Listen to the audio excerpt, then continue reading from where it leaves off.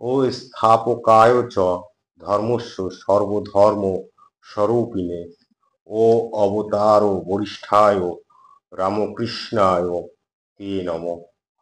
ও নমঃ শ্রী ভগবতে রামকৃষ্ণায় নমো নমঃ।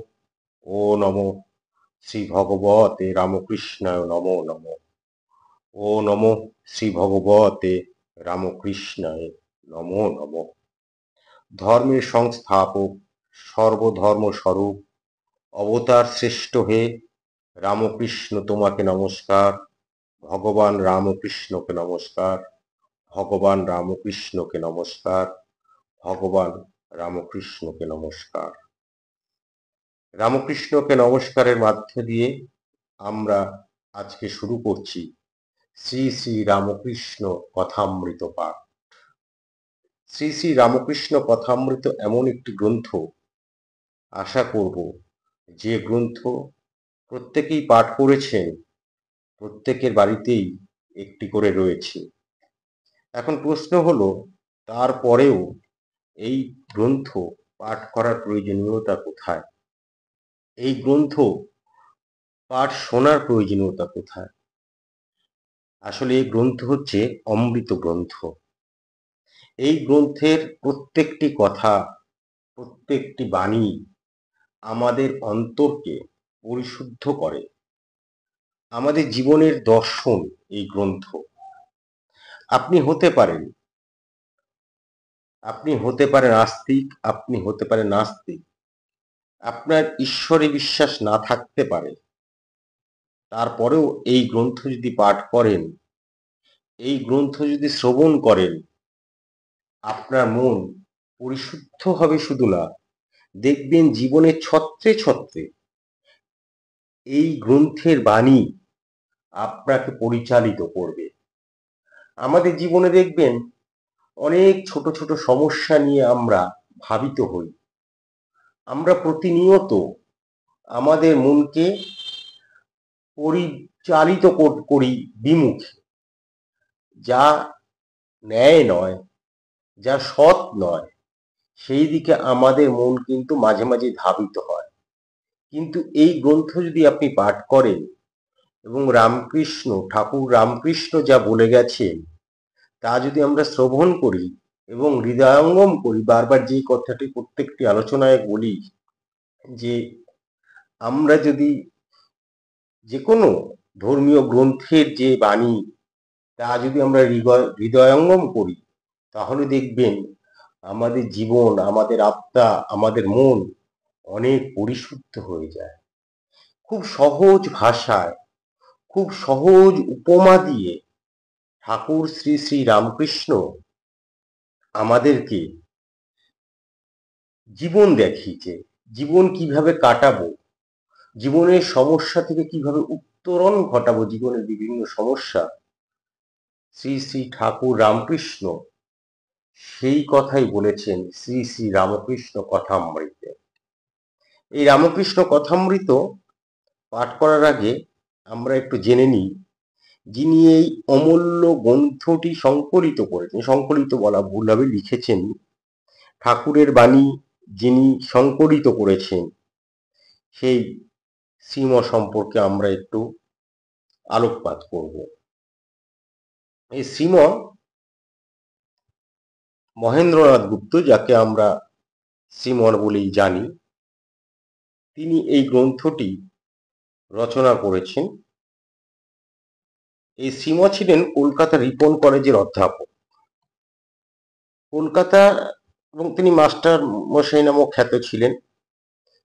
ঠাকুর তাকে মাস্টার বলতেন, কারণ তিনি কলকাতা রিপন কলেজে অধ্যাপনার পাশাপাশি একাধিক স্কুলে তিনি শিক্ষকতা করেছেন। তার একটা অভ্যাস ছিল, খুব ছেলেবেলা থেকেই, মানে যখন তিনি কিশোর, 13 বছর বয়স, সেই বয়স থেকে তিনি ডায়েরি লিখতেন। 1882 সালে তিনি রামকৃষ্ণের সান্নিধ্যে আসেন, রামকৃষ্ণের সঙ্গে তার আলাপ হয়। এবার রামকৃষ্ণ এমন একজন মানুষ ছিলেন, অতি সাধারণ জীবনযাপন করতেন, এমন একজন মানুষ ছিলেন যার মধ্যে কোনো চমক ছিল না, ঠাট ছিল না, অহং ছিল না, সেই রামকৃষ্ণ একদম ফকিরের মতন জীবন কাটিয়েছেন যিনি, তার এমন এক অমোঘ আকর্ষণ ছিল, যে আকর্ষণে তৎকালীন কলকাতার যে কোনো মনীষী, শুধু না সাধারণ মানুষ থেকে মনীষী পর্যন্ত, শিক্ষক, অধ্যাপক, ডাক্তার, জ্ঞানীগুণী যত নাট্যকার, জ্ঞানীগুণী যত মানুষ আছে, তার কাছে বারবার ছুটে যেতেন। সেরকমই যে তিনি কি বলছেন, চারদিকে রামকৃষ্ণ রামকৃষ্ণ রামকৃষ্ণের এই সারা কলকাতা জুড়ে, সারা বঙ্গ জুড়ে তার কথা এত কেন? এই জন্য এমনকি ব্রাহ্ম সমাজের নেতা, বৈষ্ণব সমাজের নেতা, তন্ত্র সমাজের নেতা, তারাও তার কাছে বারবার ছুটে যেতেন যে কি তার মধ্যে কি রয়েছে। তা সেই রামকৃষ্ণের ব্যক্তিত্বে আকর্ষিত হয়ে তার রামকৃষ্ণের সান্নিধ্যে মহেন্দ্রনাথ গুপ্ত যান, এবং তার যে সকল কথা তিনি সেই সময় শুনেছেন, সেই কথাগুলো তিনি ডায়েরিতে লিখেছেন। পরে সেই কথাগুলি পরবর্তীকালে শ্রী শ্রী রামকৃষ্ণ কথামৃত নামক বইতে তিনি সেটা লিপিবদ্ধ করেছেন।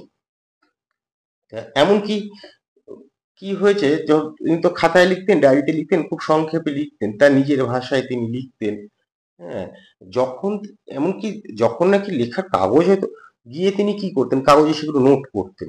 কখনো কখনো তার যে ধুতি পরতেন, সেই ধুতির পাড়ের মধ্যে এই রামকৃষ্ণের এই সকল কথাগুলো নোট করে রাখতেন।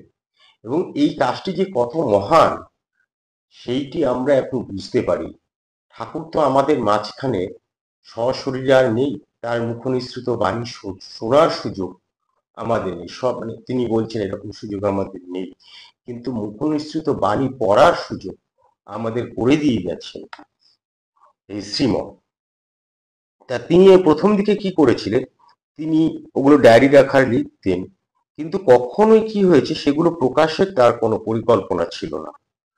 তিনি তার রচনা পদ্ধতি কিভাবে লিখতেন সেটা সম্পর্কে নিজেই বলছেন, বাড়ি ফেরার পর স্মৃতি থেকে সবকিছু লিখে রাখতাম। মাঝে মাঝে সারা রাতও জেগে থাকতে হতো, মাঝে মাঝে টানা 7 দিন বসে থেকে লিখতে হতো, গানগুলিকে স্মরণে আনতে হতো। কত গান সেই সময় লেখা হয়েছে, এখন সেগুলো আর গাওয়াও হয় না। সেগুলো আমরা শুনতেও পারি না। একমাত্র শ্রী শ্রী ঠাকুরের, শ্রী শ্রী রামকৃষ্ণ কথামৃতে সেগুলো লিপিবদ্ধ হয়ে আছে। যাই হোক, যেটি বলছিলাম, তিনি বলছেন যে মাঝে মাঝে টানা 7 দিন বসে থেকে লিখতে হতো, গানগুলিকে স্মরণে আনতে হতো, কোনো ক্রমে সেগুলি গাওয়া হয়েছিল, সেগুলিও মনে করতে হতো, সমাধি ও অন্যান্য সব ঘটনার কথা মনে করতে হতো। কথামৃতের প্রতিটি পরিচ্ছদে মহেন্দ্রনাথ কি করেছে, তথ্যের পাশাপাশি সময় স্থানের উল্লেখ করেছে। এই যে সময় স্থানের উল্লেখের মধ্যে দিয়ে আমরা সেই কালটাকে ধরতে পারি। এমনকি সেই সময় ধরুন রামকৃষ্ণ কিছু বলছেন, ঠাকুর কিছু বলছেন, হ্যাঁ, সেখানে কারা কারা উপস্থিত রয়েছে, সেগুলো সব কিন্তু তিনি সেগুলো বলছেন। এই প্রথমেই কিন্তু আমরা এই যে এখন যে আমরা গ্রন্থ দেখি, প্রথমে কিন্তু এই গ্রন্থ আকারে রামকৃষ্ণ কথামৃত আমরা পাইনি। প্রথমে একটি পত্রিকা বের করেছিলেন।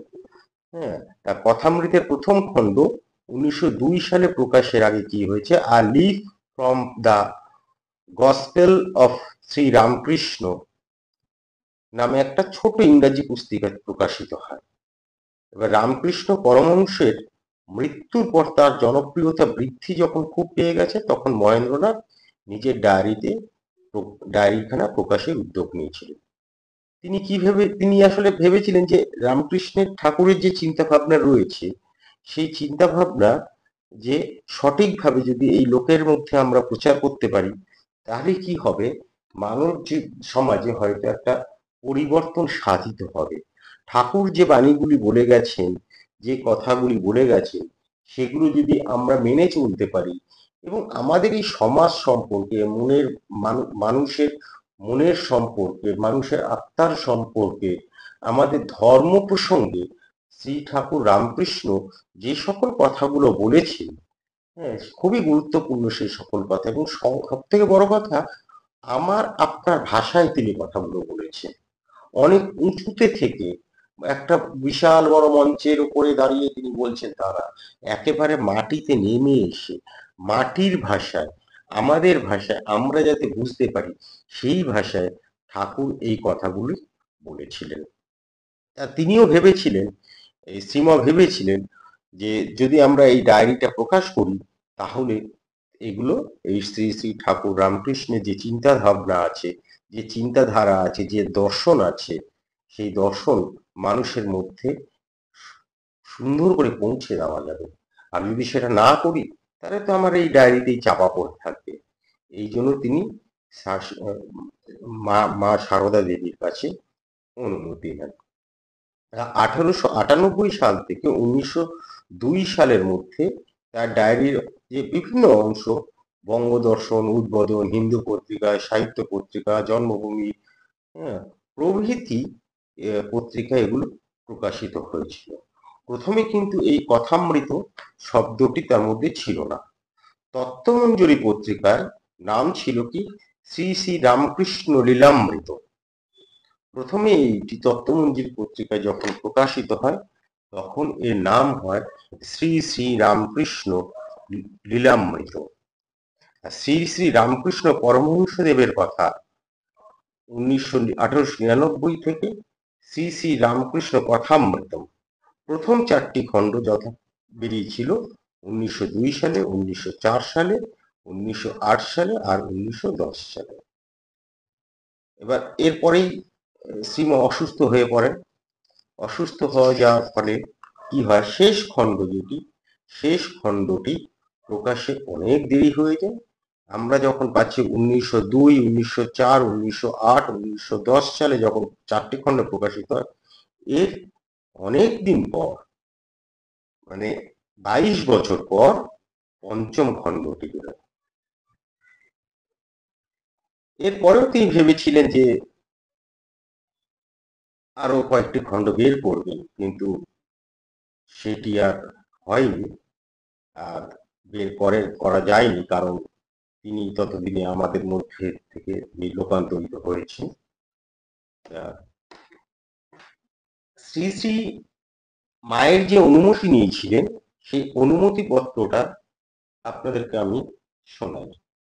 শ্রী শ্রী মায়ের কাছে মহেন্দ্রনাথ গুপ্ত শ্রীম জানাচ্ছেন যে এই যে ঠাকুরের যে বাণী, ঠাকুরের যে কথা, সেগুলো তো আমি লিপিবদ্ধ করেছি।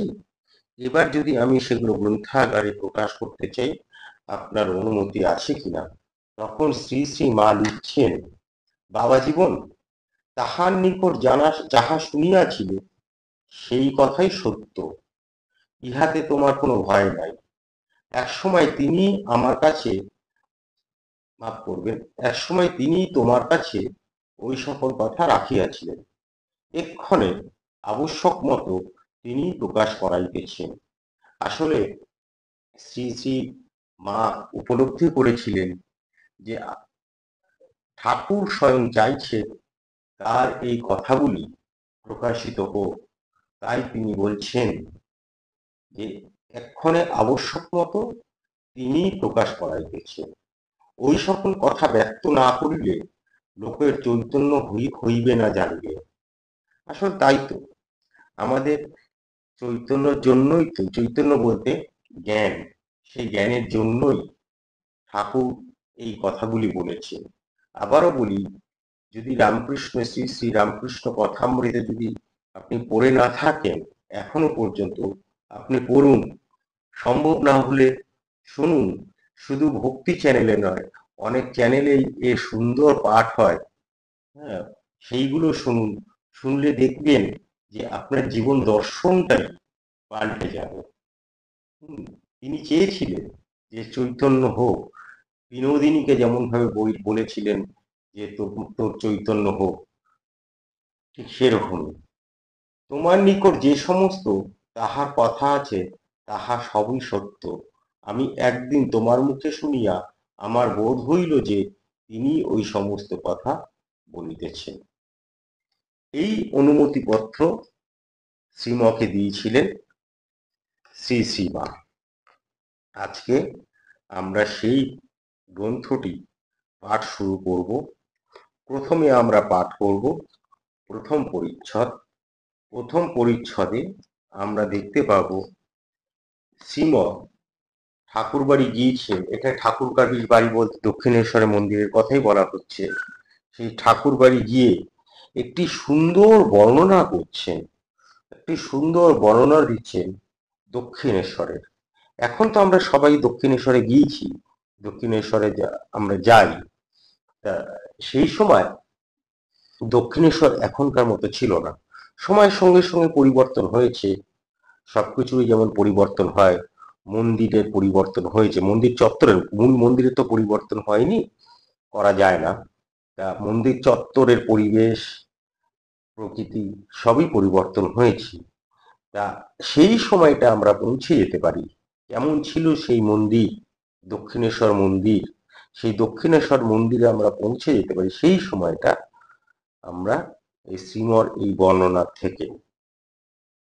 আর একটা কথা বলি, এখানে বারবার লেখা আছে, এই গ্রন্থে আমরা পাবো, তোমরা কলকাতায় থাকো বা কলকাতার মুখ থেকে আসিলাম দক্ষিণেশ্বর মন্দিরে যখন আসছে। এখন আমরা কলকাতা দক্ষিণেশ্বর মন্দিরকে কলকাতাই বুঝি, কলকাতার মধ্যেই আমরা ঘুরি। তখন কিন্তু কলকাতা বলতে এই 19 শতকে কলকাতা বলতে ওই শ্যামবাজারে গিয়ে শেষ হয়ে যাচ্ছে। তারপর আর কলকাতা এগোতো না। তারপরেই বরানগর, হ্যাঁ, এখন যেটা কি আমরা কাশিম বাজার, এই সব বললেই সেটা কলকাতার বাইরে হয়ে যেত।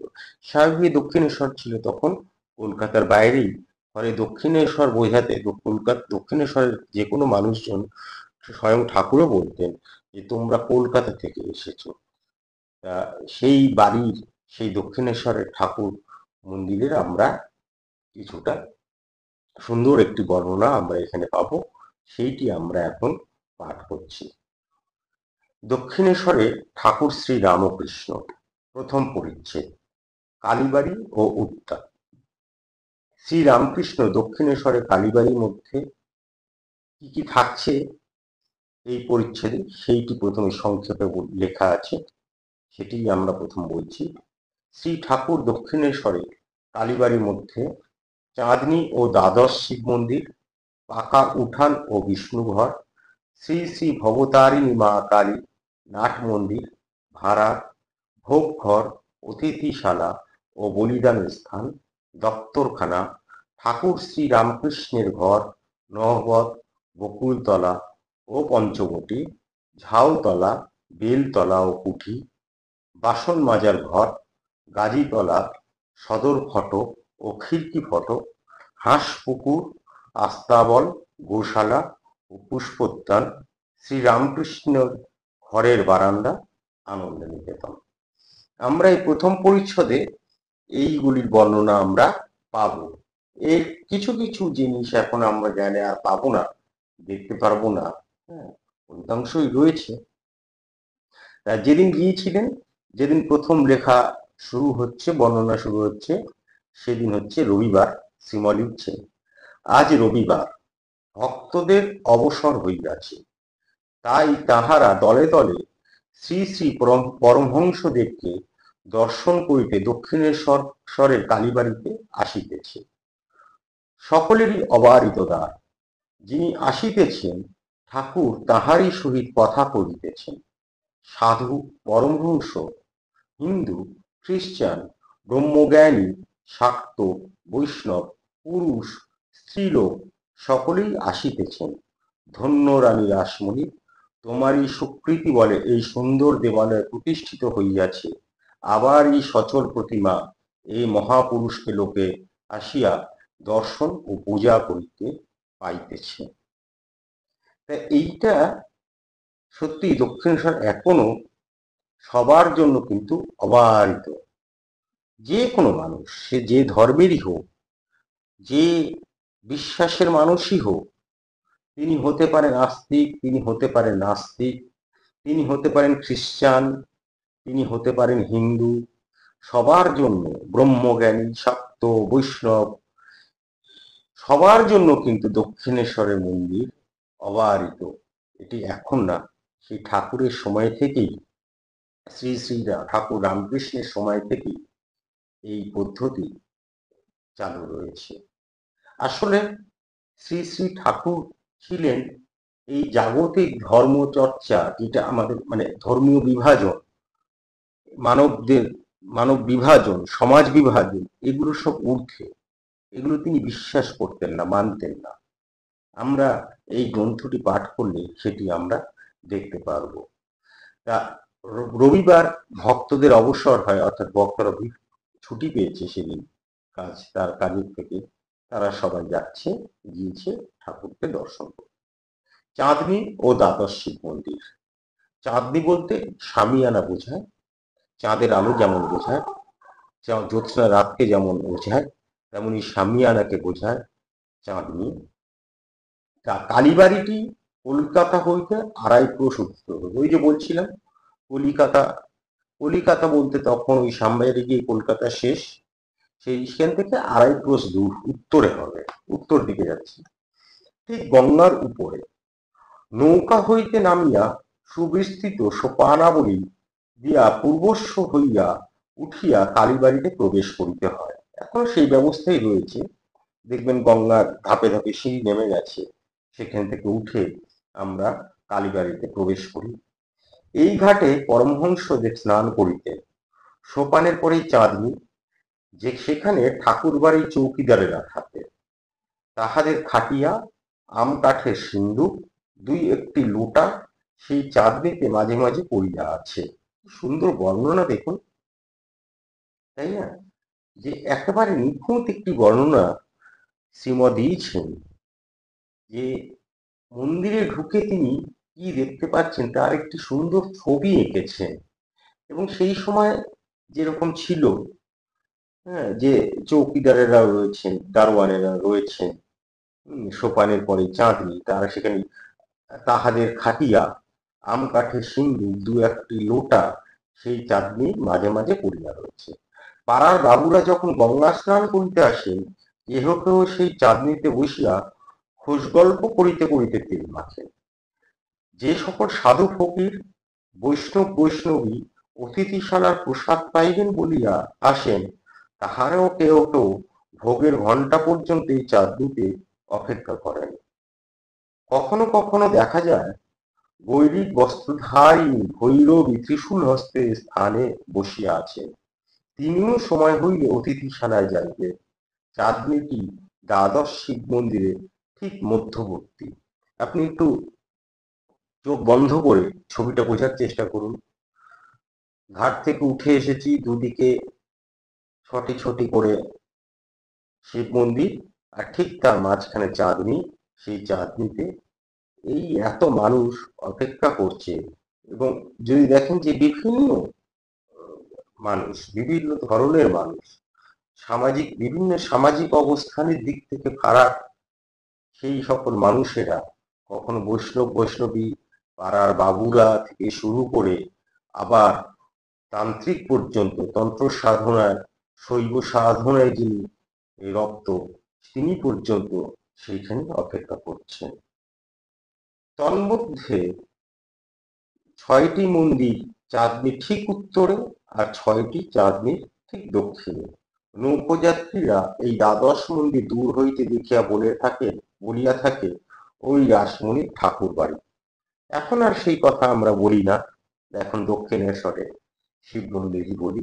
আর সেই সময় রানী রাসমণি তো বাঘিন ছিলেন, যিনি ইংরেজদের সঙ্গে সমান তালে পাল্লা দিয়েছেন। হ্যাঁ, এবং তিনিও অতি সাধারণ জীবনযাত্রা করেছেন।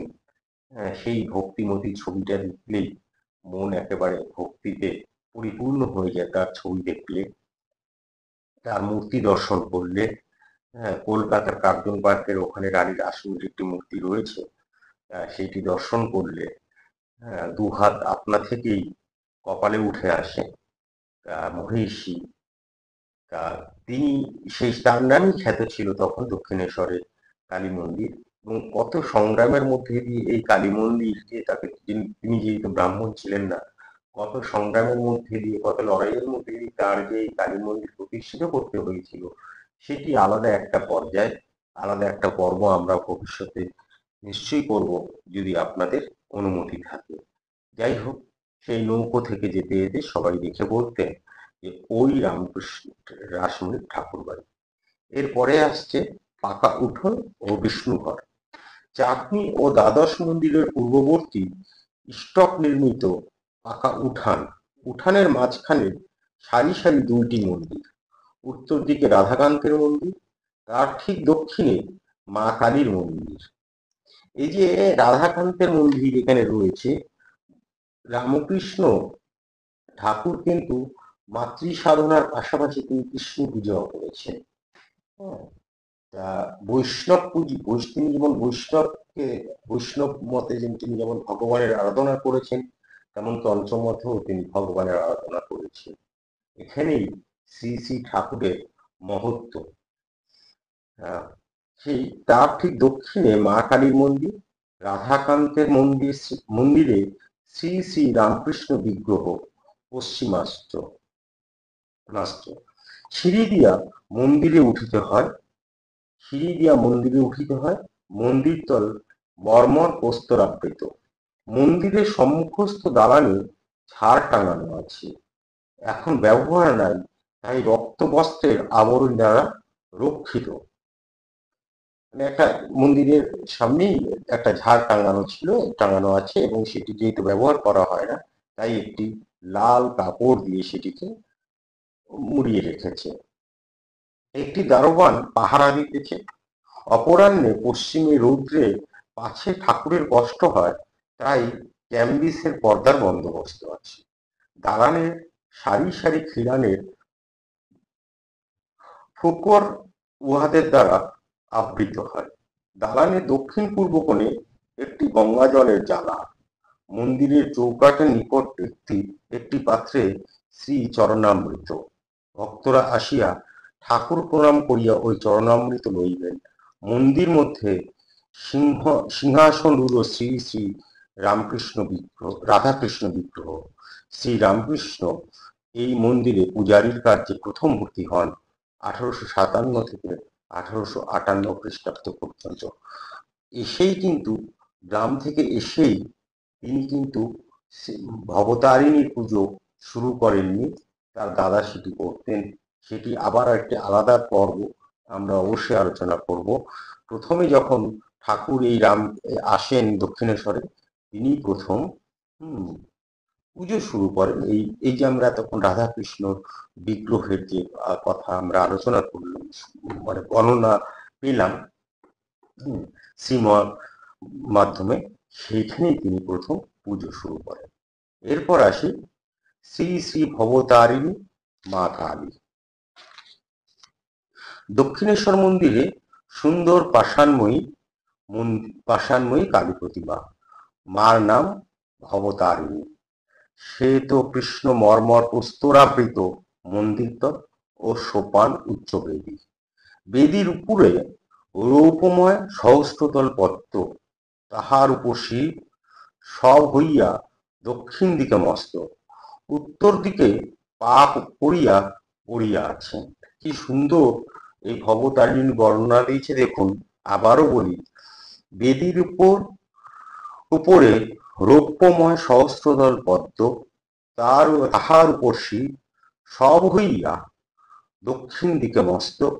সব হইয়া মানে তালবর্ষ, মানে সব বলতে এখানে মৃতদেহের মতো তিনি রয়েছেন, সেই বলছেন সব হইয়া দক্ষিণ দিকে মস্তক, উত্তর দিকে পা করিয়া পড়িয়া আছেন। শিবের প্রতিকৃতি শ্বেত প্রস্তর নির্মিত, তাহার হৃদয় পরি বারাণসী চেলি পরিহিতা নানাভরণালঙ্কৃতা এই সুন্দরী ত্রিনয়নী শ্যামাকালী প্রস্তরময়ী মূর্তি। শ্রী পাদপদ্মে নূপুর, গুজরি পঞ্চম, পাঁজে চুটকি আর জবা বিল্লপত্র। পাঁজে পশ্চিমের মেয়েরা পড়ে। পরমহংসদেবের ভারী স্বাদ, তাই মথুরবাবু পড়াইয়াছেন। মার হাতে সোনার বাউটি, তাবিজ ইত্যাদি। অগ্র হাতে বালা, নারিকেল ফুল, পৌঁছে বারোটি, মধ্য হাতে তাবিজ ও বাজু, তাবিজের ঝাপা দোদুল্যমান, গলদেশে চিত মুক্তার 7 নর মালা, সোনার 32 নর, তারাহার ও সুবর্ণ নির্মিত মুন্ডমালা। মাথায় মাথায় রয়েছে মুকুট, কানে কানবালা, কানপাশা, ফুল ঝুমকো, চৌদানি ও মাছ, নাসিকায় নথ নোলক দেওয়া। ত্রিনয়নের বাম হস্তদ্বয়ে নির্মুণ্ড ও অসি, দক্ষিণ হস্তদ্বয়ে বরাভয়, কোটিদেশ নরকরমালা, নিমফল ও কোমলপাটা। মন্দির হইতে উত্তর পূর্ব কোণে বিচিত্র সজ্জা, মা বিশ্রাম করেন। দেওয়ালের এক পাশে চামর ঝুলিতেছে। এরপর যখন দক্ষিণেশ্বর যাবেন ভবতারিণী দর্শন করতে, তখন এই যে আজকে যে আমরা যে পাঠ করছি, এর সঙ্গে মিলিয়ে দেখবেন এখনো এমনটাই রয়েছে। গহনার যে বিবরণ দেওয়া হয়েছে, মূর্তির যে বিবরণ দেওয়া হয়েছে, তার ঘরের যে বিবরণ দেওয়া হচ্ছে, এখনো দেখবেন সেরকমটাই রয়েছে। ভালো লাগবে, আপনারা দেখবেন। আপনি গিয়েছেন এর আগে, দেখেছেন। যদি কথামৃত বা এই বর্ণনা না পড়ে থাকে, আজকে যখন পড়ে আপনি এটি যাচ্ছেন দেখতে, তখন আপনার একটি অন্যরকম অনুভূতি হবে। ভগবান, আমরা আবার পড়ায় ফিরে যাই, ভগবান শ্রী রামকৃষ্ণ ওই চামর লইয়া কতবার মাকে ব্যজন করিয়াছে। বেদির উপর পদ্মাসনে রূপার গ্লাসে জল, তলায় সারি সারি ঘটি, তন্মধ্যে শ্যামা পান করিবার জল।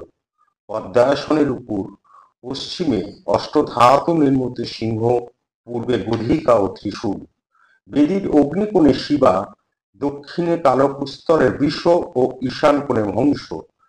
বেদি উঠিবার সোপানে রৌপ্যময় ক্ষুদ্র সিংহাসনোপরি নারায়ণ শিলা। এক পার্শ্বে পরমহংসদেবের সন্ন্যাসী হইতে প্রাপ্ত অষ্টধাতু নির্মিত রামলালা নামধারী শ্রী রামচন্দ্রের বিগ্রহ মূর্তি ও বাণেশ্বর শিব। আরো অন্যান্য দেবতা রয়েছেন। দেবী প্রতিমা দক্ষিণাস্যা ভবতারিণী ঠিক সম্মুখে, অর্থাৎ বেদির ঠিক দক্ষিণে ঘট স্থাপনা হইয়াছে। সিন্দুর রঞ্জিত পূজান্তে নানা কুসুম বিভূষিত পুষ্পমালা শোভিত মঙ্গল ঘট। দেওয়ালের এক পার্শ্বে জলপূর্ণ তামার ঝাড়ি, মা মুখ ধুইবেন। ঊর্ধ্বে মন্দিরে চাঁদোয়া, বিগ্রহের পশ্চাৎ দিকে সুন্দর বারাণসী বস্ত্রখণ্ড লম্বমান। বেদির চারিকোণে রৌপ্যময় স্তম্ভ, তদুপরি বহুমূল্য চন্দ্রাতপ, উহাতে প্রতিমার শোভাবর্ধ হইয়াছে। মন্দির দোহারা, দালানটির কয়েকটি ফুকর সুদৃঢ় কপাট দ্বারা সুরক্ষিত। একটি কপাটের কাছে চৌকিদার বসিয়া আছে। মন্দিরের দ্বারে পঞ্চপাত্রে শ্রী চরণামৃত, মন্দির শীর্ষে নবরত্ন মণ্ডিত। নিচের থাকে চারটি চূড়া, মধ্যে থাকে 4টি ও সর্বোপরি একটি চূড়া এখন ভাঙিয়া রইয়াছে। এই মন্দিরে এবং রাধাকান্তের ঘরে পরমহংসদেব পূজা করিয়াছিলেন। এই সুন্দর মন্দিরে আমরা বর্ণনা পেলাম, প্রথম পরিচ্ছদেই আমরা পাচ্ছি। সময় দীর্ঘায়িত করব না, আপনাদের বিভিন্ন ব্যস্ততা থাকে। আমরা খণ্ডে খণ্ডে প্রতি রবিবার শ্রী শ্রী রামকৃষ্ণ কথামৃত পড়ব। আজকে আমরা প্রথম পরিচ্ছদের এই প্রায় অর্ধেকটি আমরা কালীবাড়ি ও উদ্যান, চাঁদনি ও দ্বাদশ শিব মন্দির, পাকা উঠোন ও বিষ্ণুঘর, অর্থাৎ মন্দিরের বর্ণনা, দেবীর বর্ণনা আমরা পড়লাম, আমরা শুনলাম। এর পরদিন আমরা জানলাম শ্রীমঠ সম্পর্কে অতি সংক্ষিপ্ত কিছু কথা। এর পরদিন আমরা মন্দিরের আরো বর্ণনা, যেটি নাট মন্দির, ভাড়ার ঘর, ভোগ ঘর, দস্তরখানা, ঠাকুর শ্রী রামকৃষ্ণের ঘর, নহবত, বকুলতলা, পঞ্চবটী, পঞ্চম আপনারা গিয়েছেন নিশ্চয়ই, এগুলো সবই দেখেছেন। ঝাউতলা, বেলতলা ও কুঠি এগুলি যে রয়েছে, আমরা এর সম্পর্কে পরদিন বলবো। ইতিমধ্যে আপনাদের প্রায় 40 মিনিট আমি নিয়ে নিয়েছি, আর বেশি সময় আজকে দীর্ঘায়িত করব না। আগামী রবিবার আমরা আবার ফিরে আসব দ্বিতীয় পর্বে। আগামীকাল আমরা কাশী খণ্ডম থেকে, স্কন্দ পুরাণের অন্যতম অংশ কাশী খণ্ডম থেকে আমরা যে পাঠ করছি, আগামীকাল তার দ্বিতীয় পর্ব আমরা পাঠ করব। এবং অন্যান্য দিন আমরা আমাদের সনাতনী হিন্দু ধর্মে যে সকল আখ্যান সপ্তাহের অন্যান্য দিন আমরা শোনাচ্ছি, যে সকল আচার, যে সকল সংস্কার আমরা বলছি, সেগুলো অবশ্যই বলবো। যদি আপনার ভালো লাগে, তাহলে আমাদের চ্যানেলটি অবশ্যই সাবস্ক্রাইব করে নিন, নোটিফিকেশন পাবেন, সঙ্গে থাকবেন, ভালো থাকবেন, অন্যকে ভালো রাখবেন, নিজে আনন্দে থাকবেন, অন্যকে আনন্দিত রাখবেন। আর সব সময় সৎসঙ্গ করুন, সৎ চিন্তা করুন। আশা করি সব ভালো হবে, সবাই ভালো থাকবে।